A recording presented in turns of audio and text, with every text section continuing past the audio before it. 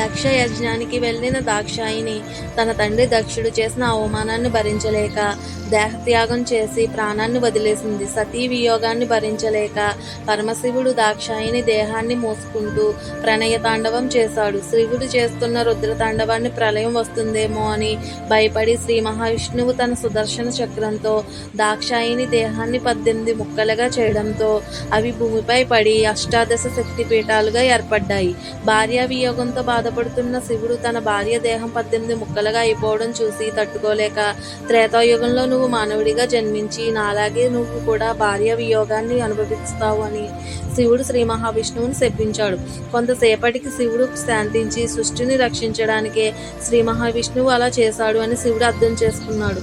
ఇచ్చిన శాపాన్ని వెనక్కి తీసుకోలేను కాబట్టి నా అంశతో హనుమంతుడిగా భూమిపై జన్మించి నువ్వు కష్టాల్లో ఉన్నప్పుడు అండగా ఉంటానని శివుడు శ్రీ మహావిష్ణువుకి మాట ఇచ్చాడు.